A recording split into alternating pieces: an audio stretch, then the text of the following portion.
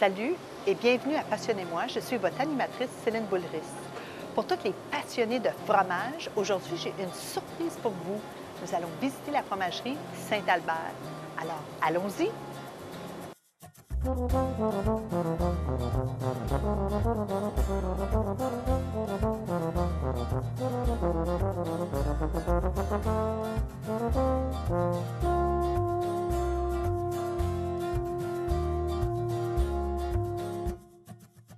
Nous sommes ici avec Ginette Quesnel, présidente de la fromagerie coopérative de Saint-Albert. Ça va bien, Ginette? Ça va bien, merci. Merci beaucoup pour être d'accord pour faire cette entrevue aujourd'hui. Parle-nous un petit peu, comment est-ce que la fromagerie Saint-Albert a commencé? Ça date de longtemps. La fromagerie a été fondée en 1894. À cette époque-là, il y avait des fromageries dans toutes les concessions, parce qu'il faut comprendre qu'à ce temps-là, les gens, ils mettaient le lait juste dans des bidons. Ils s'étaient amenés à la fromagerie avec un cheval puis une wagon. Fait que, tu ne faisais pas 100 000. Fait qu'il y en avait partout. Puis là, ça se fermait ou ceux qui restaient se faisaient acheter. Puis ici, les producteurs, ils ont dit, nous autres, on ne veut pas être achetés, on veut rester ici, on veut que notre fromage reste ici. Parce que quand ils se faisaient acheter, forcément, la fromagerie était fermée, puis ça se faisait plus. Mais qu'est-ce qu'ils faisaient avec les fromageries qui se fermaient? Ils apportaient le lait Ils amenaient ailleurs? Oui, la production était amenée ailleurs. Fait que là, ici, on a décidé, non, nous autres, on garde ça ici, puis on fait notre fromage ici. Ça fait 123 ans de ça. Alors, les fermiers qui ont décidé, nous, on ne veut pas que la fromagerie ferme ou qu'elle se fasse acheter par un autre, un gros fournisseur, ils sont mis plusieurs fermiers ensemble et ils ont commencé une coopérative. C'est ça. Puis avec ça, ça fait que c'est un groupe de gens qui sont propriétaires. Donc, c'est pas une personne qui prend les décisions, mais vraiment un groupe de gens qui prend les décisions pour l'avenir de la coop. Alors, ça a commencé avec les 9 fermiers. Les 9 fermiers ont dit, nous autres, on veut garder ça dans la région de Saint-Albert. Ouais. Ils ont développé la fromagerie, ils ont acheté de l'équipement, ça l'a grossi, etc. Sur votre site web, qui est bien détaillé d'ailleurs, ça explique que ça avait tellement grossi qu'à un moment donné, ils ont décidé de bâtir un autre édifice. Dans les 1950, ils ont bâti un autre édifice et là, ça l'a grossi. Puis je sais que dans ces années-là, mon père comptait qu'il avait demandé aux membres d'investir. Puis dans ce temps-là, mon père, au début des années 60, il avait mis 1 000 $, qui était beaucoup. Il faut comprendre que chez nous, on est 12 enfants. Mais il croyait tellement dans la force de la coopérative qu'il avait investi le 1 000 $ à l'époque. Puis ça a continué, grossi. Sur vous, votre famille fait partie de la coopérative. Vos ancêtres, vous êtes une 3e génération. Oui. Mais là, je suis sur la ferme avec mon mari, puis eux autres, on est la première génération qui est membre de la fromagerie. Mais moi, mon grand-père était membre ici, mon père, mes frères, qui étaient membres ici. Alors, tout le monde fournissait parce que tout le monde croyait beaucoup à la fromagerie. Et c'est aussi une région française, alors c'est une fromagerie franco-ontarienne. Oui, puis tous les membres parlent français. Toutes nos réunions se font en français seulement. C'est une fierté pour nous autres d'être francophones. Vous avez passé au travers, la fromagerie, elle a passé au travers de beaucoup d'étapes turbulentes, comme les guerres mondiales, les dépressions, ces choses-là. Alors, c'était des temps difficiles que la fromagerie, elle a survécu dans tous ces temps-là. Il y a... C'est pas votre technique, là. Mais tout ça pour dire que vous avez aussi passé au travers d'un feu. Oui. Et puis ça, c'était un autre... c'était d'autres... Oui. Beaucoup de travail, puis des changements, etc. Alors, peut-être m'expliquer un petit peu comment était la fromagerie avant, et puis on peut parler après à propos du feu, puis les choses qui étaient arrivées. Fait qu'avant, c'était une petite fromagerie qui n'était pas vraiment à cette location ici. Elle était exactement ici.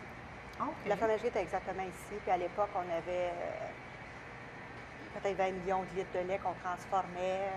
On était assez à capacité. Mais c'est sûr que le feu, on a eu le feu le 3 février 2013. Ça fait 4 ans presque jour pour jour que le feu a tout brûlé, sauf un entrepôt réfrigéré qui a été sauvé des flammes. Puis dans cet entrepôt-là, il y avait du bon fromage. Il y a du fromage qui a été gardé. Pour vieillir. Oui, du fromage qu'on a pu sauver du feu. Puis c'est sûr qu'en rebâtissant, on a mis, c'est tout à la fine pointe de la technologie, c'est tous des nouveaux équipements, Mais ça reste le même. Notre crainte, c'était est-ce que le fromage va goûter pareil après? Puis ils nous disaient que oui, puis on disait oui. Mais non, c'est pareil. C'est le même fromage avec le squeak dedans. Puis, Pourquoi vous pensiez que peut-être ça goûterait pas pareil? ben, tu sais, tu penses que c'est les machines qui font les choses. Finalement, non, c'est le fromager et son équipe avec les expertises, les connaissances qui fait que c'est le même fromage qu'on avait. Est-ce que vous pensez que c'est le lait de la région qui fait que ça fait ce goût-là de fromage ou c'est la recette? Parce que de génération en génération, j'imagine, parce que la fromagerie elle a survécu, puis là maintenant elle est reconnue partout que le fromage Saint-Albert, Oui. mais il est reconnu pour un goût spécial. Alors, c'est-tu à cause que c'était le lait de la région qui fait ça, la Ils recette? disent que le lait de chaque région a un goût différent, mais c'est la recette secrète du fromager qui fait notre fierté. L'édifice original de la fromagerie a passé au feu Oui. en 2013. Oui. Maintenant, qu'est-ce qui a fait décider aux membres de bâtir un édifice beaucoup plus grand? Tout, c'est qu'on a voulu bâtir pour l'avenir. On a rencontré tous nos membres. Habituellement, c'est le bureau de direction qui prend les décisions. Mais là, on a rencontré tous nos membres qui s'entendaient pour dire que notre fromagerie, c'est pour le futur. Parce que la plupart de nous autres, on a de la relève sur nos fermes, puis on veut que les enfants de nos enfants puissent profiter de la fromagerie ici. Parce qu'on a visité un petit peu la fromagerie déjà et c'est une belle place. Vous avez maintenant un restaurant, un beaucoup plus gros magasin. Oui. Parce qu'avant, la fromagerie originale, c'était juste le magasin, puis L'usine a toujours été ici.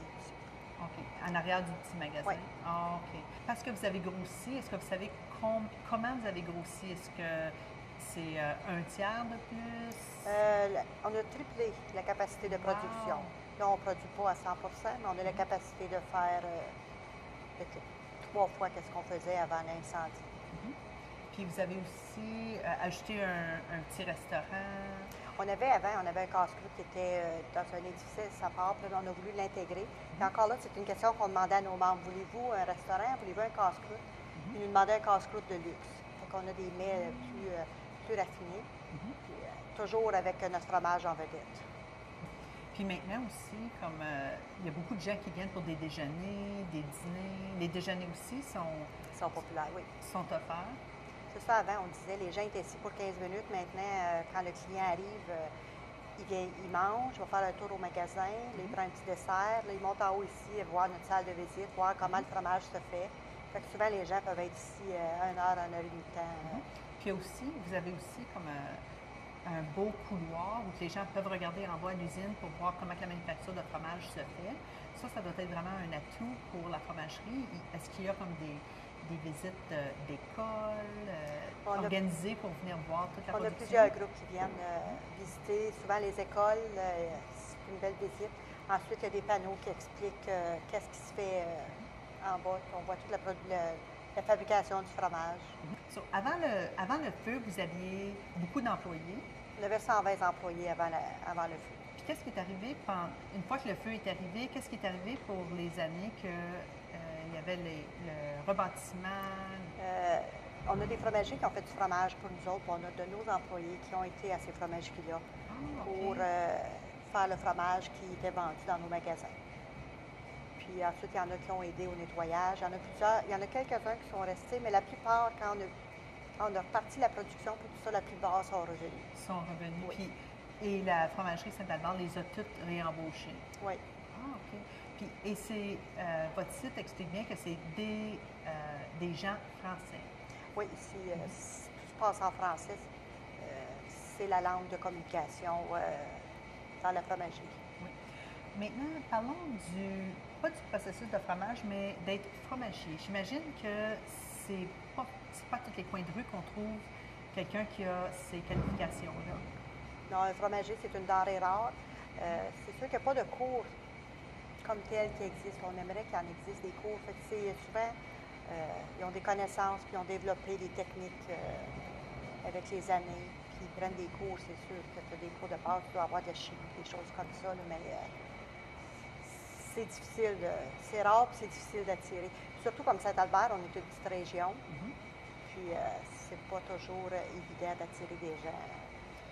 Par contre, on est chanceux, on a des très bons, Mais très beaux personnels. tous les gens en général qui travaillent à la fromagerie viennent de la région, j'imagine? Oui, une région plus ou moins grande, là, mais So, revenant à la coopérative, aujourd'hui, maintenant, avec le nouveau Saint-Albert, c'est quoi la coopérative? Une coopérative, c'est un regroupement de gens qui travaillent pour le même but. Puis ici, à la fromagerie, on est 32 membres qui sont tous producteurs laitiers de la région proche de Saint-Albert. Ensuite de ces membres-là, il y a un bureau de direction qui a été voté, qui est composé de 7 membres. J'en suis la présidente. Et puis, on se rencontre à peu près une fois par mois pour les enjeux, prendre les décisions concernant la coopérative. Par contre, on ne fait pas les décisions au jour le jour. C'est vraiment... Ça, c'est une autre équipe. C'est les employés qui font ça, le directeur général avec ses équipes à lui qui font au jour le jour. Nous autres, c'est vraiment les enjeux, où on veut aller. Alors, pour être membre, vous devez avoir une ferme laitière. Oui, c'est ça. Tous les membres ici sont producteurs laitiers. Explique-nous un petit peu, c'est quoi un quota pour la fromagerie?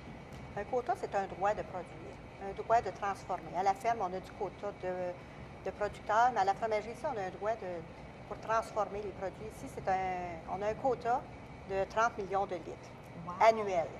Et puis, dépendant des saisons, ça va selon qu'est-ce qu'on a besoin. On achète le lait de la commission de lait de l'Ontario. Alors, est-ce que le lait vient de la région? Il vient d'ici, parce qu'il y a beaucoup de fermes dans Prescott-Russell, il y a beaucoup de fermes puis dans Stormont. Dans la région, il y a beaucoup de lait, donc c'est économique aussi d'apporter le lait proche. Vous avez aussi des différents fromages, puis il y a des fromages qui ont gagné des prix. Oui, nous autres ici, on fait du cheddar, qui part du cheddar frais du jour, avec la Curds qu'on connaît tous. Puis on va aussi au fromage de vieillissement qui va jusqu'à 5 ans. Puis au cours des années, on a gagné des prix à travers l'Ontario, le Canada, on a gagné des beaux prix. Avec le feu, maintenant, le fromage qui restait, l'inventaire du vieux fromage, maintenant, il n'y en a presque plus. Alors, c'est quelque chose que ça va devenir... C'est sûr qu'un fromage de 5 ans, ça prend 5 ans à faire. C'est pas comme un gâteau au chocolat, tu mets du cacao, puis ça fait un gâteau au chocolat. Un fromage de 5 ans a vraiment 5 ans. Puis, durant la construction, on a dû arrêter de faire ces fromages-là. Les fromageries qui nous aidaient faisaient notre frais du jour, ces choses-là, mais ne faisaient pas notre fromage de vieillissement. Mais on s'en va en rebâtissant nos inventaires. Vous êtes reconnu pour la Curds. Ça, c'est partout, j'imagine. Vous participez même à la Poutine Week. La Curds est utilisée dans la poutine. Et vous avez aussi, pour la semaine de la poutine qu'on vient juste de passer, la fromagerie a mis en vedette une poutine au confit de canard, qui était Alors, elle s'appelait le coin-coin, mais c'était-tu vraiment du canard qu'il y avait dedans? Oui. Wow! Ici, à la fromagerie, tout est authentique. Si on dit que le fromage est fait avec du lait, le fromage est fait avec du lait. Avec du lait? Oui, non, c'est du lait 100% canadien, c'est comme ça. Puis donc, si on dit que c'est fait avec du canard, il n'y a pas de doute, c'est du canard qu'il y avait dedans. C'est du canard? Oui. Non, mais c'est parce qu'on n'entend pas ça souvent. Puis on penserait que, avec du canard, c'est juste différent, tu sais. Est-ce que chaque année, la fromagerie invente une nouvelle recette pour la poutine? C'est juste la deuxième année qu'on participe à la Poutine Week. OK. Oui, puis on sort des variétés durant cette semaine-là. Puis ensuite, la poutine est à 5 au lieu du prix habituel. Puis c'est très, très en demande. Les gens se déplacent. Alors, c'est-tu un temps qu'il y a beaucoup plus de gens qui viennent lorsqu'il y a ce spécial-là ou la Poutine Week? Y a-t-il beaucoup plus de volume qui se fait échanger? Oui, durant la fin de semaine, c'était achalandé. Puis ensuite, à l'été, on a aussi le Festival de la Curds qu'on fait depuis notre centenaire en 1994. Bien, Ginette, merci beaucoup pour toute votre information. C'est vraiment un plaisir de vous rencontrer. Bien, merci beaucoup. Restez avec nous. Après la pause, nous allons visiter l'usine où on fait le fromage.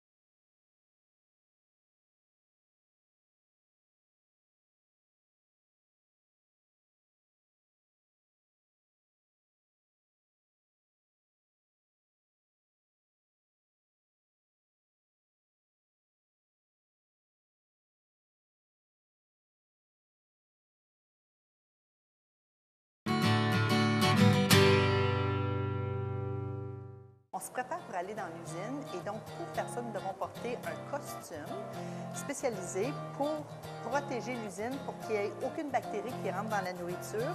Alors pour commencer, on doit porter une sorte de veston de docteur.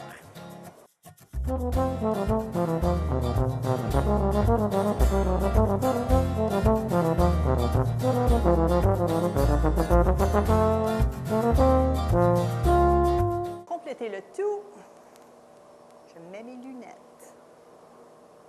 Et voilà. Alors, allons-y.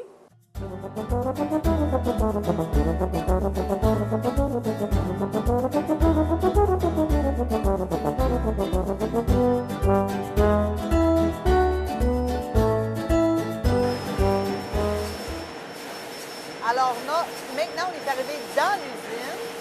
Où est-ce qu'on va prochainement? Maintenant, on peut aller à la réception de lait pour voir le procédé depuis le début. Donc, suivez-moi.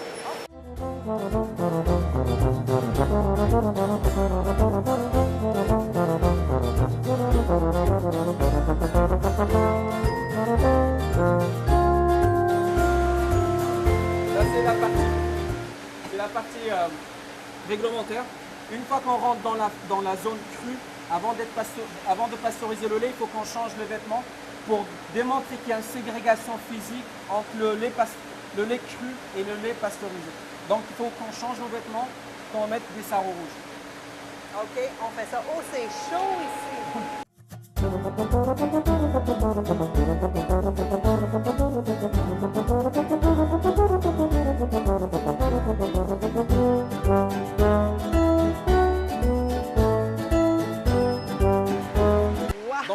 Donc, ici, on a vraiment un camion qui arrive, qu'on est en train de décharger. Le camion, il arrive des fermes avec le lait qui a été utilisé aujourd'hui. On le reçoit. Ce lait-là va être entreposé dans des silos réfrigérés pour maintenir la température du lait aux alentours de 4, 5, 6 degrés. Et à partir de là, chaque silo, quand il est rempli, on l'engage dans la production. Il y a combien de silos ici? On en a 4 silos. Et combien de lait peut contenir les On silos? peut avoir quelque chose comme 200 000 litres ici. 200 000 litres, wow!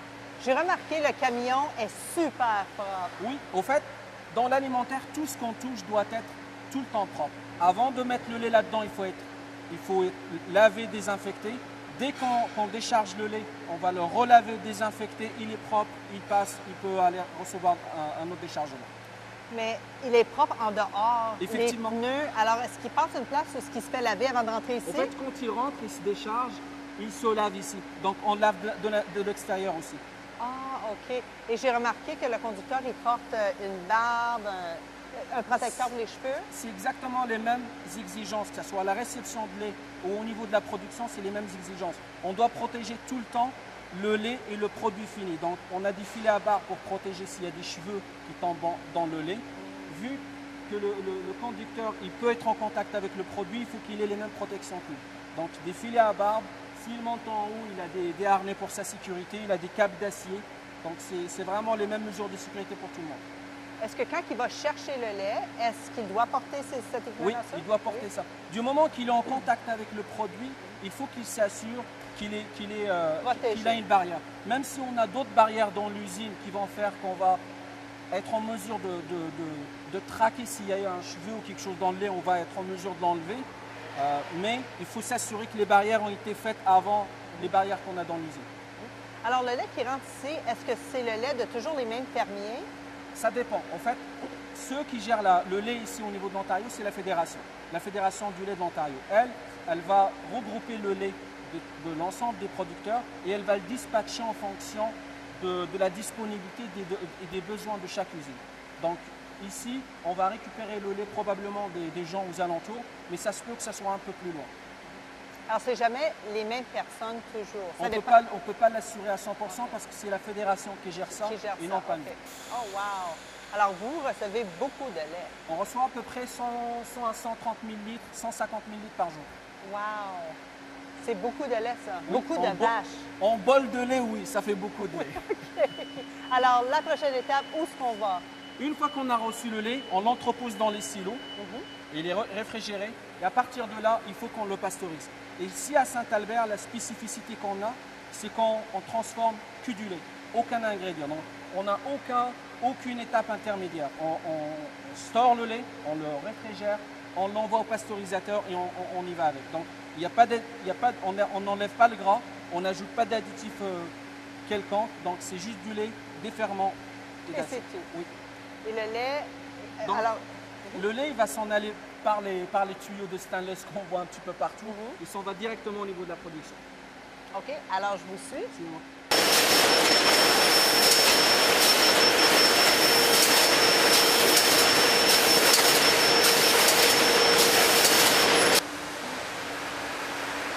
Oh, il fait chaud. C'est vraiment chaud. On maintient la température à une température supérieure à 75-76 degrés. Wow! Donc pour qu'on puisse considérer que le lait pasteurisé, il faut qu'il soit supérieur à 74, qu'il passe un certain temps dans cette température-là avant d'être refroidi et envoyé au niveau des cubes. Combien de temps faut qu'il soit pasteurisé? Ça dépend vraiment de la longueur des pipes et de la grosseur du pasteurisateur. Il y a des barèmes qui sont établis par l'agence canadienne en fonction de la grosseur de l'équipement en question. Donc ça peut être variable le temps, mais ce temps-là dépend toujours de la grosseur et de la grosseur de la tuyauterie qu'on peut avoir. Alors ici, pour faire ce travail-là, combien de temps ici? 1 heure pour le pasteuriser? Non, on ne parle pas d'heure, on parle de secondes. On peut parler de 16 secondes, 20 secondes, le temps qu'il passe par toutes les plaques et repart de côté. Alors, ça prend pas de temps. Ça arrive là, ça passe ici. Effectivement, donc, ça part de la réception de lait, ça arrive ici. Le lait monte très très vite en température et il s'en va de l'autre côté pour être traité. Wow, j'expectais pas ça. Je pensais que le processus était beaucoup plus long. Non, en fait, c'est des opérations qui sont extrêmement rapides. Le but aussi, c'est de ne pas dénaturer les protéines du lait. Plus on va chauffer longtemps, plus on va dénaturer les protéines, plus basse la qualité va être. Donc le but, c'est de monter très vite, dans un court laps et de repartir en production. OK. Got it. Alors, la prochaine étape, c'est? Une fois qu'on est parti du pasteurisateur, on s'en va dans ce qu'on appelle les cubes, les vates. Vous allez voir, ça va être le fun. OK, je vous suis. OK, merci. Donc, une fois qu'on arrive dans la zone propre, again, il faut qu'on se relave les mains OK. pour s'assurer que... Bon.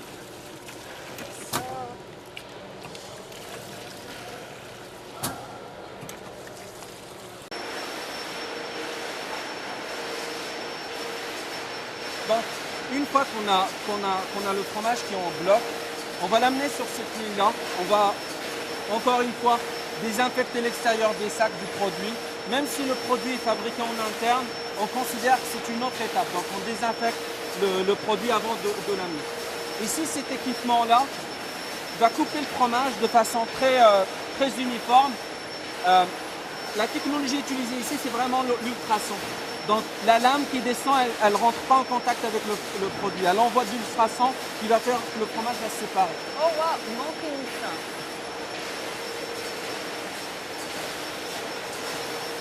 La lame qui est là, en fait, elle n'est pas du tout en contact avec le produit. Quand le fromage arrive, elle va le couper, elle envoie juste des ultrasons qui vont couper ce fromage-là. Et le fromage, l'autre bord, c'est enveloppé avec? Oui, le fromage, il arrive. Donc, il est enveloppé juste avant de le rentrer dans la machine. On va enlever l'enveloppe. On va enlever la protection pour l'utiliser ici. Donc, le fromage, quand il est coupé, il rentre dans une machine qui va... En fait, c'est le fromage qui va rentrer dans l'emballage et non pas l'inverse. Donc, le fromage va rentrer dans l'emballage.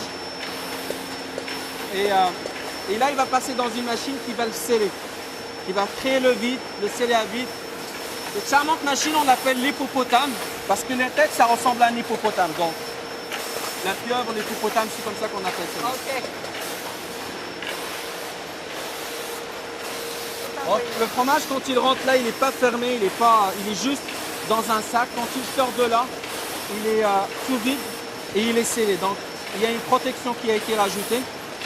Encore une fois qu'on a un produit emballé, il passe par le détecteur de métal pour vérifier qu'il n'y a pas de métal qu'on a ajouté dans le procédé. Il va passer par ce qu'on appelle le shrink tunnel. En fait, on va juste amener de la température pour faire que le film épouse la forme du fromage, pour chasser l'air, pour qu'il n'y a pas de risque de contamination. Alors, il rentre ici.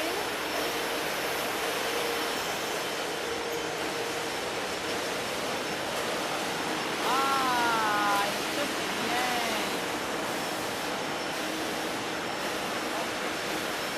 Et il est tout très mou. En fait, c'est du fromage qui est frais. Normalement, c'est un fromage qui a moins de 24 heures. Donc, il a été fabriqué, on l'a envoyé pour se faire couper, emballé, et demain matin, il va être consommé. Est-ce qu'il doit être réfrigéré?